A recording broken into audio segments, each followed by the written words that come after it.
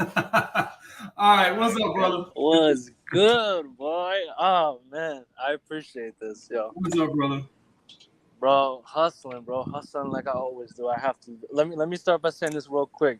This chat for this whole like 4.5 hour, almost 5 hour stream has been nothing but lit. It's been funny as hell, and everyone that like contributed to the stream was really really dope as well. So first and foremost, and all right, I'm gonna just keep this really really short. I'm 24. I'm going to be 25 on November 1st. Mm-hmm. I do 60 hours a week right now. I do asset protection for a warehouse distribution center, and I also do office work for a church. I went to school for. I graduated. I have my bachelor's in Be still, communications. bro. Be still so I Yeah, can hear you. muffled. I got a bachelor's in communications and media, so I do a lot of media work on the side for a sports company right now. I've been doing that for like a yearish.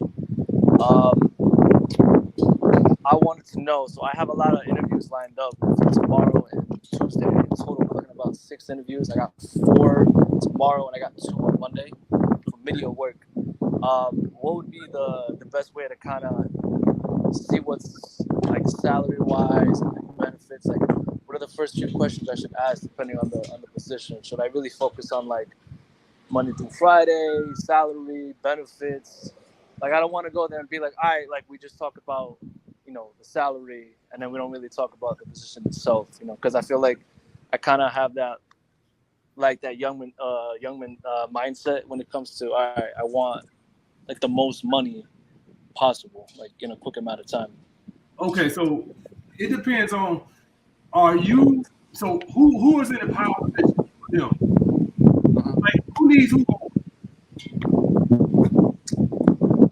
Them because they're hiring, but me because I'm in the money, but I also got the experience to back it up. All right, so if they're in a position, I'm trying to see how can I bring value to them. So when I had the interview at the Equinox, I didn't get into all the packages of what they can give me. I was just selling what I could bring to them. And how I got the job was because it's like, so I was up against guys who had one of the guys had a PhD in kinesiology, right? This is the kind of candidates that the Equinox draw. They draw people with PhDs and shit. And so what I sold him on my ability to sell and the effort that I was going to put in. So you going into the interview wrong. You going into the interview now. If you were the one who had the leverage, as in they needed you more than you needed them, the Equinox did not need me as much as I needed them. But let's just say I was this big shot trainer and they hit me up. Like as in Martin on the episode, Martin said, they called me. I don't know if you They ever saw called me. I fucking no more. Come on, bro. they called me. So in that aspect, I'm going into what you can do for me because you called me. But if you are applying for a job, then you need to sell what you can do for them. If you got 20 other guys applying for this same job, I wouldn't go in there with that. We'll talk about that later when I get the job. You need to go in there and sell what you can do for them. Why you think you're the best man for the job. We'll talk about salaries and stuff. We'll get into that. But let's you need to focus on how can I sell them that I'm the best man for this position. Got you. I got 2 quick questions and I'm a bounce. Okay. Um, so, all right, I was with this chick for 2 years, Mm-hmm. right? Mm-hmm. Basically, it was toxic throughout the relationship, Mm-hmm. lack of trust, whatever. I stayed because, cute face, nice rack, whatever. Mm-hmm. We went out to Disney and stuff like that. Mm-hmm. I think I did the attachment part and she did too, because like we experienced um, like anal and shit, and I had never done that prior, and she had never done that prior either. So like to this day we don't talk. Like she got me on blocks and all that stuff, and Why? I know she. Lord knows, bro. Lord knows. It was like toxic. It just didn't work out in the end. And of course, I was like upset about it and shit for a while. The constant routine of the relationship was basically like, get back together, break up, get back together.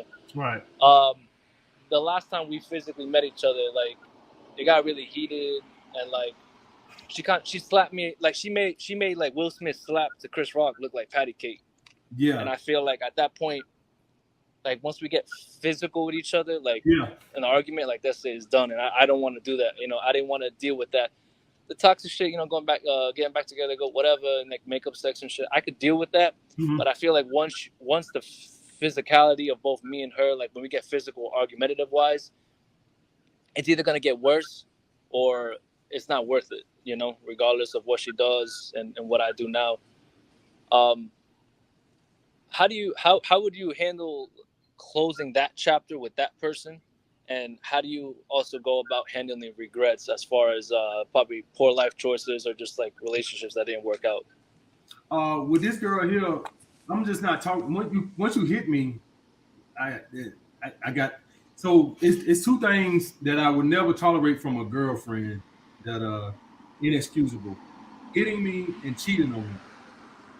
From that situation, I don't got nothing else to say to you. Those are the two forbidden sins for any man. Because the hitting you, you got to understand why she hit you. You know why she hit you? We just be arguing, bro. Like there was one time that she out here. I was like, bro, like I told her, I'm done. She hit you. I'm done. She hit me. She hit me because we got in an argument over some phone shit, and I called her a hoe, and she proceeded to do that. And then basically we end up going back to my house, doing like 3-round makeup sex and all this other shit, and then got in an argument. And I ended up locking my door, and she ended up banging my door and like broke it. Right. Like but that type of shit. You know what I mean? You missing my point. She hit you so you could hit her back. No, I never hit her back. No, I didn't hit her. She hit you so you would hit her back.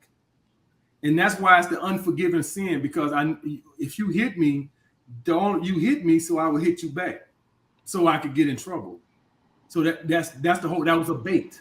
And that's why I say that's the unforgiven sin, because at this point you're trying to bait me into a physical altercation so I could get myself in trouble. And that's why I say that's the unforgivable sin, is because not because you hit me, because it could not even hurt. The point is why you hit me. And the reason you hit me is you were trying to bait me into a physical response. That's why that's the unforgivable sin. And so she would do it again, is what I'm saying. Yeah, definitely. So the point of me saying that is, I'm not even talking to you, period. Because that's an unforgiving sin. I'm not talking to you. That's regardless. If you hit her, brother, if you hit her, you ruin your life. Of course. No, I'm not trying to be all Chris Brown 2007. I'm good, or none of that, bro. But I don't got time for that. She tried to bait you into that. That was the purpose of it. And so what I'm saying is, you can't be with a woman who's trying to deliberately bait you into a physical altercation to ruin your life. You can't be with that, because she's going to do it again. And that's regardless of like how long y'all together, what y'all did together, like the anal shit, none of that. No, none of that don't matter. None of that got nothing to do with it. If she hit you, that's it. That's the unforgivable sin. Gotcha. The cheating too. The cheating is the unforgivable sin, because now the trust is gone. So that those two right there, you can't forgive. She hit you. You purposely are trying to ruin my life. You hit me, so you trying to bait me into physical altercation with you.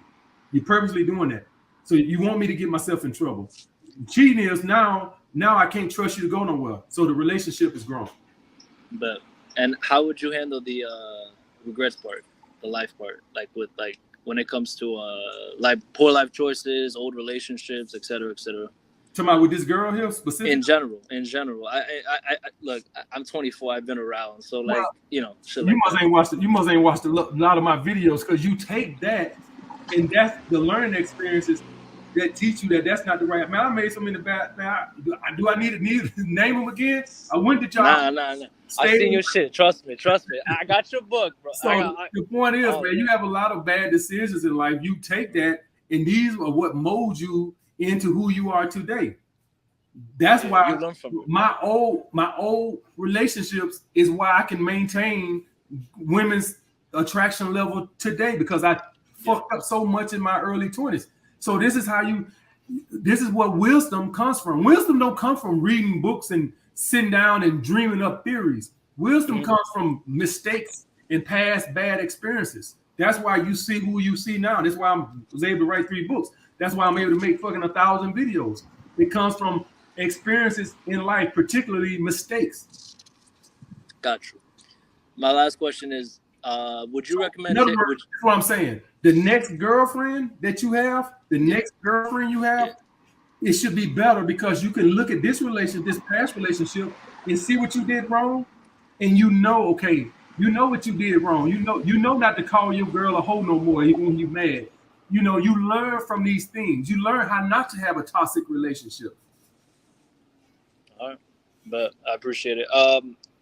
Last one is do you recommend creatine monohydrate? And if so, would I take it before I work out or after I work out? It depends. But creatine is probably the best supplement you ever could take. The creatine is probably the one supplement that nobody can argue against because it works. Point blank, period. It puts more water in the muscle, which gives your muscles more endurance, which increases their chance to recover. And after the workout, so it depends on if you're going through the loading phase or not. But once you go through the loading phase, the once week, so in the loading phase, you would take it first thing in the morning and after you work out. That's during the loading phase, right? That's like the first week. After you get through with the loading phase, you would just take it after you work out. And you want to make sure the monohydrate, because of the sugar, the sugar is what helps the muscle repairs. So after the workout, okay. Now when you're going through dieting, you got to switch from the monohydrate to the pills because you don't need the calories from the monohydrate. Powder. Yeah. So you switch, which is not as effective, but it's better than nothing. But when you dieting, you cannot afford to give up 300 or 350 calories to a creatine shake when you cutting calories already as is. Okay. It's because I just been talking to a nutritionist and I got some stuff that he laid out and stuff like that. I got one of these like new girls I'm be talking to, and she out here like cooking for me and shit. So she got me, but I be doing most of I be handling all my shit because like I live by myself. I have my own car.